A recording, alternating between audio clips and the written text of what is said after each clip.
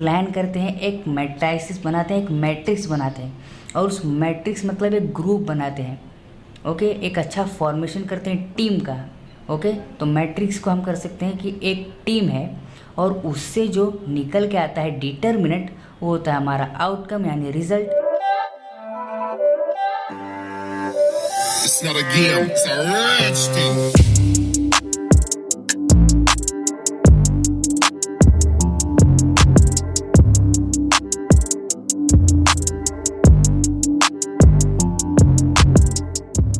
सो अगर अभी तक आपने इसका पहला पार्ट नहीं देखा है तो सबसे पहले जाके वो देख लीजिए, क्योंकि उसमें हमने ये देखा था कि मैट्रिसेस आखिर क्या होता है, उसका मीनिंग क्या होता है, एग्जाम्पल के साथ भी उसे समझा था और साथ ही में उसको कैसे रिप्रेजेंट करते हैं।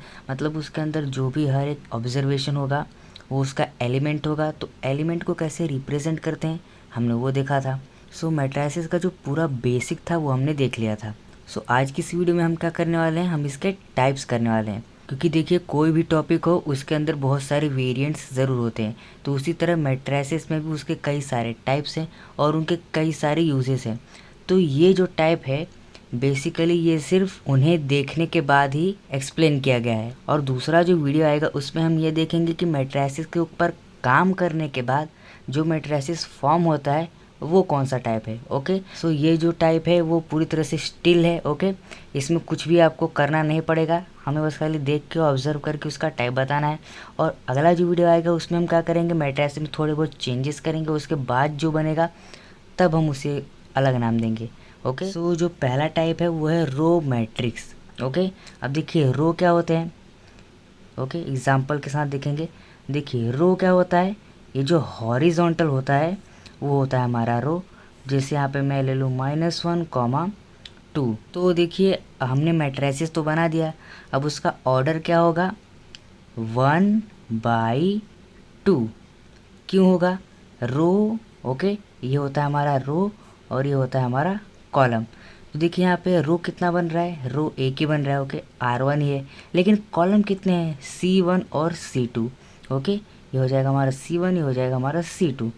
तो उसी तरह से देखिए 1 मतलब R1 हो जाएगा और ये C1 और C2 क्या हो जाएंगे, इसके कॉलम हो जाएंगे। तो इसलिए देखिए 2 कॉलम है इसलिए 2 आ गया, और एक ही रो है यहाँ पे आ जाएगा 1। तो मतलब इसे हम कैसे रिप्रेजेंट कर सकते हैं, 1 × n। तो ये जो n है वो होगा हमारा कॉलम। अब कहोगे कि रो में कॉलम कहाँ से आ गया, तो देखिए रो तो बन रहा है लेकिन किस में बन रहा है, मैट्रिक्स में बन रहा है, और मैट्रिक्स का ऑर्डर क्या होता है, रो बाई कॉलम। तो रो तो आ गया, रो तो 1 ही रहने वाला है। ओके, सिर्फ रो रहेगा तो मतलब रो ही रहेगा, और उसके बाद n आ जाएगा हमारा कॉलम। 2-3 रो हो जाएगा तो क्या हो जाएगा, पूरा एक रेक्टेंगुलर मैट्रिक्स बन जाएगा। लेकिन हमें रेक्टेंगुलर मैट्रिक्स नहीं चाहिए, हमें सिर्फ रो मैट्रिक्स चाहिए। ओके, क्योंकि देखिए रेक्टेंगुलर मैट्रिक्स बनेगा तो देखिए क्या हो जाएगा, ये कुछ ऐसे हो जाएगा 1 2 5 6। तो अब यहाँ पे देखिए रो भी है इसमें, देखिए R1 R2 और यहाँ पे C1 और C2 है। तो यहाँ पे रो 2 है कॉलम 2 है, तो ऐसा नहीं चलेगा। रो मैट्रिक्स मतलब जिसमें सिर्फ एक रो हो, कितना, एक रो हो, वो होता है हमारा रो मैट्रिक्स। इजी। सो चलिए अब देखिए कॉलम मैट्रिक्स। कॉलम मैट्रिक्स जो पूरी इसी तरह से है, तो अब कॉलम मैट्रिक्स के लिए फॉर्म क्या होगा, m/1। अब m/1 क्यों, m हो जाएगा हमारा रो और कॉलम हो जाएगा हमारा ये 1। ओके, देखिए जैसा यहाँ पे था रो बाय कॉलम का ही फॉर्म रहेगा। अब देखिए m हमने क्यों लिया, तो मैं बताता हूँ आपको। m मतलब रो कितना भी हो सकता है इसमें। ओके, क्योंकि देखिए हमारे पास बॉक्सेस कितने हैं, 1 2 3। ऐसे में कितने बॉक्स हैं, देखिए R1 R2 R3। तो ऐसे हमारे पास 3 बॉक्सेस हैं, 3 रो है, और कॉलम कितना है, 1 है। तो उसी तरह से ये रो और कॉलम के फॉर्म में होगा तो क्या होगा, रो कितना है अपने पास 3, कॉलम कितना है 1। तो मैट्रिसेस का ऑर्डर क्या हो जाएगा, रो बाई कॉलम। रो अपने पास 3 बन गए, कॉलम 1 ही बना रहा। एक और एग्जांपल देखते हैं, जैसे मैं यहाँ पे ले लेता हूँ 3 -6 और 8। तो अब यहाँ पे देखिए ऐसा नहीं कि बस खाली 3/3 या 2/2 से होगा।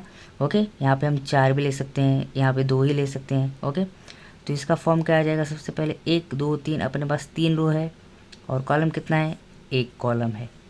ओके, तो यहाँ पे 3 रो बन रहे हैं। रो मतलब ऐसा, देखिए ऐसा ऐसा ऐसा, तो ये एक रो हो गया, ये एक रो हो गया और ये एक रो गया। ओके, आई होप कि आपको समझ गया होगा। तो कॉलम मैट्रिक्स कुछ इसी तरह से, जहाँ पे आपको सिर्फ और सिर्फ एक कॉलम देखने मिलेगा। ओके, अब देखिए ज़ीरो और नल मैट्रिक्स। अब देखिए ज़ीरो और नल, अगर मैं यहाँ से मैट्रिक्स हटा दूँ तो आपने ये देखा होगा ज़ीरो और नल सेट्स हमने पढ़ा था। तो ज़ीरो और नल सेट मतलब क्या होता है, जिसमें कोई भी एलिमेंट नहीं होता। लेकिन मैट्राइसिस जब आता है तो क्या होगा, उसमें जितने भी एलिमेंट्स होंगे ना, वो सारे के सारे क्या होंगे, ज़ीरो होंगे। क्योंकि यहाँ पे देखिए ज़ीरो और नल बोला है, मतलब सारे एलिमेंट्स ज़ीरो होंगे और उसको रिप्रेजेंट कैसे किया जाएगा, ओ लेटर से। नल मैट्रिक्स या फिर बोलो ज़ीरो मैट्रिक्स, इसको हम कैसे डिनोट करेंगे, ओ से। तो ओ लिखेंगे और यहाँ पे जितने भी एलिमेंट्स होंगे वो सारे के सारे ज़ीरो होंगे। ओके, अभी हो सकता है 2x2 का हो, या फिर हम बोल सकते हैं ऐसा भी हो सकता है, कोई भी टाइप का मैट्रिक्स हो, लेकिन अगर वो ज़ीरो है, ओके, अगर वो उसके अंदर सारे एलिमेंट ज़ीरो हैं तो क्या हो जाएगा, नल और ज़ीरो मैट्रिक्स। तो यहाँ पे 2x2 का भी हो जाएगा। और क्या है, हमारे पास रो है अपने पास 3, कॉलम अपने पास 2। ओके, तो ऑर्डर भी हम यहाँ पे लिख देते हैं। तो ये हो गया हमारा ज़ीरो और नल मैट्रिक्स। अब आते हैं स्क्वायर मैट्रिक्स। इसके बारे में हमने पिछले पार्ट में ही देख लिया था और मैंने कहा था कि मैं इसके ऊपर एक डेडिकेटेड वीडियो लेके आऊँगा। ओके, सो डेडिकेटेड वीडियो में हम ये जानेंगे कि स्क्वायर मैट्रिक्स क्या होता है। बेसिकली मैंने बता दिया, फिर भी मैं एक बार आपको बता देता हूँ। तो यहाँ पे देखिए स्क्वायर मैट्रिक्स में क्या होता है, स्क्वायर मतलब क्या, लेंथ और ब्रेथ सेम होना चाहिए, मतलब जितना रो उतना ही कॉलम। इजी। अब वो 3x3 का हो, मतलब ऐसा हो। यहाँ पे देखिए, जैसे मैं अगर एग्जांपल ले लूँ 5 1 -3 0 8 -6 7 9 और -10। तो अगर मैं ऐसा लेता हूँ, ये क्या हो जाएगा, 3 अपने पास देखिए यहाँ पे रो 1 रो 2 और रो 3 है, और कॉलम 1 कॉलम 2 और कॉलम 3 है। तो ये क्या हो जाएगा, 3x3 का फॉर्म। वैसे मैं 2x2 के लिए भी ले सकता हूँ, जैसे 1 3 8 -9, तो हो जाएगा 2x2। लेकिन क्या है यहाँ पे देखिए, रो कितना है अपने पास, यहाँ पे अपने पास 2 रो हैं। ओके, रो अपने पास 2 हैं, और कॉलम 1 कॉलम 2 अपने पास कॉलम कितने हैं, वो भी 2 हैं। यहाँ पे देखिए रो कितने हैं अपने पास, 3 है, और कॉलम अपने पास 3 है। ओके, तो जब रो का जो नंबर है, मतलब जितने रो हैं आपके पास, अगर उतने ही कॉलम है तो क्या होगा, स्क्वायर मैट्रिक्स। देखिए यहाँ पे जितने रो हैं हमारे पास उतने ही कॉलम है, तो क्या हो गया, स्क्वायर मैट्रिक्स। इजी। सो चलिए अब जानते हैं इसके अगले और कुछ टाइप्स को। तो अभी तक हमने रो, कॉलम, ज़ीरो और स्क्वायर मैट्रिक्स को जाना था। ऑलराइट, अब स्क्वायर मैट्रिक्स के भी अलग अलग सब टाइप्स हैं। देखिए मैट्राइसिस के तो टाइप्स हैं ही। ओके, अब उसमें जो स्क्वायर मैट्रिक्स है ना, उसके भी अलग अलग टाइप्स हैं। तो स्क्वायर मैट्रिक्स में जो पहला टाइप है वो है डायगोनल मैट्रिक्स। अब डायगोनल मैट्रिक्स में मतलब हम समझ गए कि डायगोनल में कुछ तो होने वाला है। ओके, तो डायगोनल में क्या होगा, जो नॉन डायगोनल एलिमेंट्स हैं, मतलब जो एलिमेंट्स डायगोनल में नहीं आते हैं, जैसे मैं यहाँ पे ले लेता हूँ ए। ओके, अब जो एलिमेंट्स डायगोनल में नहीं आते हैं, तो डायगोनल में कौन कौन से एलिमेंट आते हैं, जैसे यहाँ पे 3 8 और 6 ले लेता हूँ। तो ये ऊपर के 3 और यहाँ नीचे के 3। ओके, तो नॉन डायगोनल एलिमेंट्स क्या हो जाएंगे हमारे, तो नॉन डायगोनल एलिमेंट्स क्या हो जाएंगे हमारे, ये वाले। ओके, और ये वाले। तो डायगोनल मैट्रिक्स क्या बोलता है कि जो नॉन डायगोनल एलिमेंट्स हैं, अगर वो क्या होते हैं, ज़ीरो होते हैं। ओके, कौन, नॉन डायगोनल एलिमेंट्स। तो जब नॉन डायगोनल एलिमेंट्स ज़ीरो होते हैं और उनके बीच वाला एलिमेंट ज़ीरो हो ना हो कोई फ़र्क नहीं पड़ता, लेकिन अगर नॉन डायगोनल एलिमेंट्स जो है ना, अगर वो ज़ीरो है तो क्या हो जाएगा, डायगोनल मैट्रिक्स हो जाएगा। क्लियर है, मतलब डायगोनल मैट्रिक्स में ये जो ऊपर के 3 और नीचे के 3 जो हैं वो ज़ीरो होने चाहिए, कंपल्सरीली ज़ीरो होना चाहिए। बाकी बीच में डायगोनल क्या हो रहा है हमें देखने की ज़रूरत नहीं है। तो ये जो मैट्रिक्स है अपने नाम का पूरा अपोजिट है, नाम डायगोनल मैट्रिक्स है, लेकिन काम कहाँ हो रहा है, नॉन डायगोनल की जगह पे हो रहा है, मतलब डायगोनल को हमको देखना नहीं है। वैसे अगर मैं बी की बात करूँ तो यहाँ पे मैं अगर ले लेता हूँ -1 -5। तो यहाँ पे देखिए नॉन डायगोनल एलिमेंट सब क्या हो जाएंगे, डायगोनल तो ये हो गए। ओके, डायगोनल आपका हमेशा इस तरह से रहेगा, ओके, ना कि इस तरह से। इस तरह से डायगोनल आपको कभी कंसिडर नहीं करना, डायगोनल आपको ऐसे ही कंसिडर करना है, लेफ़्ट टू राइट ही आपका जो है आपका डायगोनल बनेगा। ओके, तो ये हो गया हमारा डायगोनल, और बाकी बचे ये दो एलिमेंट्स क्या हो जाएंगे, ज़ीरो। तो इसका मतलब क्या होगा, ये डायगोनल मैट्रिक्स है। अब स्केलर मैट्रिक्स क्या बोलता है कि एक diagonal matrix, okay, scalar matrix को हम स्क्वायर मैट्रिक्स भी बोल सकते हैं। तो एक ऐसा डायगोनल मैट्रिक्स जिसके सारे जो डायगोनल मैट्रिक्स हैं ना वो सेम होने चाहिए। अब देखिए डायगोनल मैट्रिक्स का रूल क्या था कि ये तीनों एलिमेंट्स क्या होने चाहिए, ज़ीरो होने चाहिए। सबसे पहले मैं वो कर देता हूँ, जैसे मैं पी ले लेता हूँ। डायगोनल मैट्रिक्स का पहला रूल क्या है कि तीनों जो एलिमेंट्स हैं ऊपर और नीचे के वो ज़ीरो होने चाहिए। ये डायगोनल मैट्रिक्स का पहला रूल। तो स्केलर मैट्रिक्स जो है वो एक डायगोनल मैट्रिक्स है, डायगोनल मैट्रिक्स है, तो इसलिए हमने यहाँ पे 3 ज़ीरो लिख दिया। अब उसका दूसरा कंडीशन क्या है, पहला कंडीशन डायगोनल मैट्रिक्स, ओके, और दूसरा कंडीशन ये है कि जो डायगोनल के एलिमेंट्स हैं, ओके, डायगोनल जो एलिमेंट्स हैं वो क्या होने चाहिए, सेम होने चाहिए। मतलब अगर ये 5 है तो ये भी 5, ये भी 5। वैसे यहाँ पे अगर मैं कंसिडर करूँ तो अगर यहाँ पे देखिए डायगोनल मैट्रिक्स क्या होता है, यहाँ पे सब ज़ीरो होता है, ओके। तो अब जो डायगोनल एलिमेंट्स है वो क्या होना चाहिए, सेम ही होना चाहिए। मतलब ये वाला जो पोर्शन है, ओके, यहाँ पे जो पार्ट है आपका ये अगर सेम है तो ये क्या हो जाएगा, हमारा स्केलर मैट्रिक्स हो जाएगा। तो मतलब स्केलर मैट्रिक्स क्या होगा, एक टाइप का ये भी एक डायगोनल मैट्रिक्स है। लेकिन हर डायगोनल मैट्रिक्स ज़रूरी नहीं है कि स्केलर मैट्रिक्स ही हो, क्योंकि डायगोनल मैट्रिक्स में डायगोनल को पूरी छूट होती है कि वो कुछ भी हो सकता है, ज़ीरो भी हो सकता है और रैंडम भी हो सकता है। तो डायगोनल मैट्रिक्स, हर डायगोनल मैट्रिक्स स्केलर मैट्रिक्स नहीं हो सकता, लेकिन scalar matrix compulsorily diagonal matrix के अंदर ही आएगा। ओके, तो चलिए अब इसके दूसरे पार्ट को देखते हैं जो कि कुछ इसी तरह से ही सिमिलर है। तो अब देखिए यूनिट और आइडेंटिटी मैट्रिक्स। अब इसका मतलब क्या है कि ये भी पूरी इसी की तरह है। फ़र्क सिर्फ इतना है कि ये डायगोनल मैट्रिक्स है, हाँ है, तो मतलब ऊपर के 3 और नीचे के 3 क्या होंगे, ज़ीरो हो जाएंगे। और आइडेंटिटी मैट्रिक्स का मतलब क्या होता है कि ये जो डायगोनल एलिमेंट्स हैं ना वो भी सेम ही रहेंगे, लेकिन अपनी मर्ज़ी से नंबर चेंज नहीं करेंगे, वो कंपल्सरीली क्या रहेंगे, 1 रहेंगे। तो मतलब पहले मैं लिख देता हूँ, जैसे ये एक डायगोनल मैट्रिक्स ही है, मतलब एक स्केलर मैट्रिक्स ही है, तो यहाँ पे आ जाएगा तीनों नीचे ज़ीरो, ये हो गया डायगोनल मैट्रिक्स भी है। ये क्या है, ये डायगोनल भी है और तो और क्या है, स्केलर भी है। तो डायगोनल का पहला रूल क्या है कि तीनों ज़ीरो आ गए। स्केलर का क्या रूल है कि ये सेम ही होने चाहिए, सेम ही होनी चाहिए, लेकिन आइडेंटिटी मैट्रिक्स क्या बोलता है कि 1 होना चाहिए। तो 1 तो रहेगा, लेकिन क्या होना चाहिए, सब सेम होना चाहिए। तो आइडेंटिटी मैट्रिक्स में क्या होता है कि सब नॉन डायगोनल जो हैं वो ज़ीरो रहेंगे, और ये जो डायगोनल होगा वो 1 ही होगा और सेम होगा। ओके, अब इसमें क्या था कि यहाँ पे कुछ भी हो सकता है लेकिन सेम होना चाहिए, और यहाँ पे क्या है कि कुछ भी नहीं होगा, सिर्फ 1 होगा और सेम होगा, तब जाके वो आइडेंटिटी मैट्रिक्स होगा। और इसे हम किससे डिनोट करते हैं, आई से डिनोट करते हैं। तो उसका डिनोट कैसे किया जाता है, आई। आई मतलब क्या होता है, आइडेंटिटी मैट्रिक्स, जिसको हम यूनिटी भी बोलते हैं। यूनिट मतलब 1। ओके, सो अब आते हैं अपने अगले टाइप के, जो कि डायगोनल मैट्रिक्स से बहुत मिलता जुलता है। अब ये वाला जो मैट्रिक्स है ना ये काफ़ी इंटरेस्टिंग है।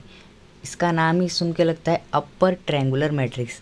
मतलब यहाँ पे जो हमने अपर, ये जो देखिए ट्रायंगल बना रहा है, ओके, ये अपर ट्रायंगुलर है। तो इसका मतलब क्या होता है, अपर ट्रायंगुलर में काम नहीं होगा। यहाँ पे है कि अगर डायगोनल के नीचे वाला ट्रायंगल, ओके, यहाँ पे जो ट्रायंगल बनता है अगर वो तीनों ज़ीरो है तभी जाके वो पूरा मैट्रिक्स अपर ट्रायंगुलर मैट्रिक्स होगा। मतलब यहाँ पे डिस्क्राइब क्या कर रहा है कि ऊपर का भरा हुआ होना चाहिए, नीचे का ज़ीरो होना चाहिए, तभी वो अपर ट्रायंगुलर मैट्रिक्स होगा। मतलब यहाँ पे अगर मैं कंसिडर करता हूँ तो यहाँ पे ये आ जाएगा कि 4 -2 3 1 9। यहाँ पे क्या होगा, अगर मैं 6 ले रहा तो क्या होना चाहिए, यहाँ पे ये तीनों ज़ीरो होना चाहिए। अपर मतलब ऊपर का भरा हुआ होना चाहिए, नीचे का खाली होना चाहिए। ओके, तो ये हो जाएगा हमारा 3/3। अगर मैं 2/2 का लेता हूँ, जैसे देखिए मैं लेता हूँ 4 और बाद में मैं 2 लेता हूँ 0 और ये 6। ओके, तो ये भी चलेगा क्योंकि ये 3/3 में भी चलता है और ये 2/2 में भी चलेगा। क्योंकि देखिए यहाँ पे क्या हो रहा है, नीचे का जो है क्या हो जा रहा है, खाली हो जा रहा है, ऊपर का बच जा रहा है। तो यहाँ पे ट्रायंगल तो बनेगा नहीं, लेकिन डायगोनल के नीचे वाला एलिमेंट तो है ना। इसमें रूल क्या है कि डायगोनल के नीचे वाला एलिमेंट अगर 0 हो जाते हैं तो वो अपर ट्रायंगुलर होगा। वैसे ही 2/2 में भी अप्लाई होगा कि अगर डायगोनल के नीचे वाला एलिमेंट 0 हो जाता है तो वो अपर ट्रायंगुलर होगा। ओके, तो ये 3/3 में भी चलेगा, 2/2 में भी चलेगा, क्योंकि आपको एक्सरसाइज में 2/2 का मैट्रिक्स जो है उसमें भी अपर ट्रायंगुलर मैट्रिक्स लगने वाला है। तो अगर अपर ट्रायंगुलर समझ लिया तो लोअर ट्रायंगुलर समझना बहुत ही ईजी हो जाएगा। क्योंकि अब लोअर में क्या होगा कि नीचे वाला भरा होगा और ऊपर वाले जो 3 0 होंगे वो खाली होंगे, तो उसे हम पहले ही लिख देते हैं। ओके, लोअर मतलब नीचे वाला भरा होगा, ऊपर वाला 0 होगा, तो 0 0 0 आ गया। अब यहाँ पे हम कुछ भी ले सकते हैं, जैसे 2 -1 -5 1 9 8। तो ये ऊपर वाला जो है खाली है, नीचे वाला भरा हुआ है, तो इसीलिए ये क्या हो जाएगा हमारा लोअर ट्रायंगुलर मैट्रिक्स। ओके, वैसे यहाँ पे भी नीचे वाला खाली है, ऊपर वाला भरा है, तो इसीलिए ये अपर हो जाएगा। यहाँ पे नीचे वाला जो है भरा हुआ है और ऊपर वाला खाली है, इसलिए ये लोअर हो जाएगा। लोअर मतलब क्या, फुल। अपर मतलब क्या, हमें फुल वाले पे फोकस करना है। ओके, जहाँ पे फुल है, यहाँ पे फुल है तो इसलिए अपर हो जाएगा, नीचे वाला खाली है। ओके, सो चलिए अब इसके अगले टाइप के देखते हैं। अब अगर मैं कहूँ कि जो 10th और 11th वाला है ना, वो लिटरली किसी काम का नहीं है, उसमें बस खाली छोटा सा एक एक्सप्लेनेशन दिया हुआ है। ओके, तब भी मैं करा देता हूँ। देखिए, ट्रायंगुलर मैट्रिक्स का मतलब क्या, कि अगर कोई मैट्रिक्स अपर ट्रायंगुलर है, अगर कोई मैट्रिक्स अपर ट्रायंगुलर मैट्रिक्स है, या फिर कोई मैट्रिक्स लोअर ट्रायंगुलर मैट्रिक्स है, तब वो क्या हो जाएगा, ट्रायंगुलर मैट्रिक्स होगा। ओके, तो मतलब ट्रायंगुलर मैट्रिक्स का ये हमने अभी 2 टाइप पढ़ा। ओके, एक अपर ट्रायंगुलर मैट्रिक्स और एक लोअर ट्रायंगुलर मैट्रिक्स। ओके, तो पहले हमने उसके सब टाइप पढ़े, उसके बाद हम उसका टाइप पढ़ रहे हैं। ओके, तो इसमें ज़्यादा कुछ खास नहीं है। मतलब ट्रायंगुलर मैट्रिक्स कोई मैट्रिक्स कब होगा, जब या तो वो अपर ट्रायंगुलर मैट्रिक्स होगा या तो वो लोअर ट्रायंगुलर मैट्रिक्स होगा। ओके, तो चलिए 11th वाला देख लें, तो वो भी काफ़ी इजी है। इसमें क्या होता है कि मैट्रिक्स का हम जब डिटर्मिनेंट निकालते हैं तब उसको हम बोलते हैं डिटर्मिनेंट ऑफ अ मैट्रिक्स। मतलब यहाँ पे अगर मैं ए में मेरे पास 1 -5 3 और 4 है, तो अगर मुझे इसका डिटर्मिनेंट निकालना है तो क्या करूँगा, मैं पहले इसको डिटर्मिनेंट में डालूंगा और उसके बाद मैं क्या करूँगा, यहाँ पे इसको भी डिटर्मिनेंट में डालूंगा 1 3 5 4। तो इसका डिटर्मिनेंट क्या आएगा, 4 आ जाएगा, और माइनस क्या हो जाएगा, -5 3 सा 15। तो यहाँ पे आएगा देखिए 4 प्लस आ जाएगा 15, तो आ जाएगा हमारा 19। तो मतलब डिटरमिनेंट जो हमारा ए का निकल के आया वो 19 है। तो यही हो गया हमारा डिटरमिनेंट ऑफ अ मैट्रिक्स। मतलब यहाँ पे मैट्रिक्स का जब हम डिटरमिनेंट निकालते हैं तब होता है determinant of a matrix. Okay, तो ये दोनों काफ़ी ईजी थे। हाँ, 12th वाला जो है वो काफ़ी समझने लायक है। तो ये जो सिंगुलर मैट्रिक्स है ना, ये भी एक स्क्वायर मैट्रिक्स का, किसका, स्क्वायर मैट्रिक्स का ही क्या है, टाइप है। तो स्क्वायर मैट्रिक्स मतलब रो जितना है उतना ही कॉलम होगा। ओके, यहाँ पे क्या बोला है कि एक ऐसा स्क्वायर मैट्रिक्स जिसका जब हम डिटर्मिनेंट निकालें। अब आपको समझ में आएगा कि ये जो डिटर्मिनेंट, ओके, यहाँ पे जो डिटर्मिनेंट ऑफ अ मैट्रिक्स दिया हुआ है, क्यों दिया हुआ है, क्योंकि अगर आप डिटर्मिनेंट निकालना भूल गए होंगे तो इसलिए यहाँ पे एक बेसिक सा दिया हुआ है और ज़्यादा कुछ खास बात यहाँ पे नहीं है। तो सिंगुलर मैट्रिक्स में क्या होता है कि अगर एक स्क्वायर मैट्रिक्स आपको दे दिया और अगर आपने उसका डिटर्मिनेंट निकाला और डिटर्मिनेंट आपका क्या आ गया, कि अगर आपका डिटर्मिनेंट जो है वो अगर 0 आता है तब वो सिंगुलर मैट्रिक्स है। अगर आपका डिटर्मिनेंट जो है वो 0 ना आके या तो कोई पॉजिटिव नंबर आता है या तो कोई नेगेटिव नंबर आता है, तब वो हो जाएगा नॉन सिंगुलर मैट्रिक्स।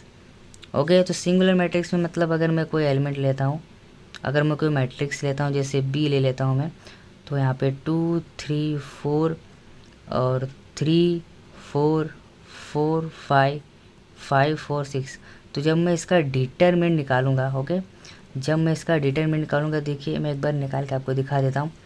देखिए यहाँ पे 2 आ जाएगा, तो 4 6 24 माइनस यहाँ पे 5 5 25 माइनस 3 इंटू 3 6 कितना होता है 18 माइनस 5 4 20 प्लस यहाँ पे 4 5 3 15 माइनस 4 4 16। तो यहाँ पे आएगा 2, यहाँ पे आएगा -1 -3, यहाँ पे आ जाएगा -2 प्लस 4 और यहाँ पे आ जाएगा -1।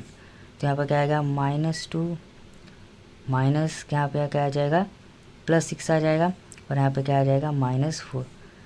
तो यहाँ पे देखिए क्या आ जाएगा 2 और 1 4 कितना हो जाएगा +6 -6 आ जाएगा 0। तो ये हो जाएगा क्या आपका सिंगुलर, ये आ जाएगा आपका सिंगुलर मैट्रिक्स। अब वही यहाँ पे अगर आपका कुछ आ जाता है जैसे 9 या फिर 8 या फिर 7 या फिर -3 या फिर -2, ऐसा कुछ भी मतलब पॉजिटिव नेगेटिव आ जाता, तो क्या होता है ये नॉन सिंगुलर, क्या हो जाता है ये नॉन सिंगुलर मैट्रिक्स।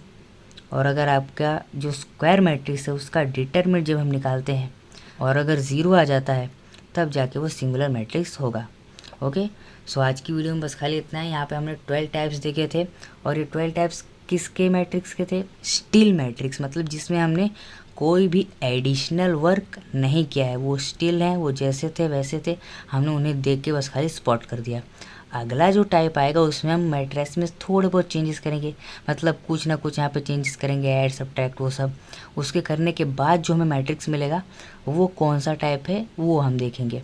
ओके, तो इसलिए मैंने इसका 2 पार्ट बनाया है। पहला पार्ट ये रहा, दूसरा पार्ट बहुत जल्द आ जाएगा। ओके, और अगर आ जाता है तो इसी वीडियो के नीचे मैं उसका लिंक भी प्रोवाइड कर दूंगा। सो आज की वीडियो में बस खाली इतना ही। सो अगर आपको वीडियो अच्छी लगी तो वीडियो को लाइक कीजिए, शेयर कीजिए और कमेंट बॉक्स में अपना फीडबैक देना मत भूलिएगा।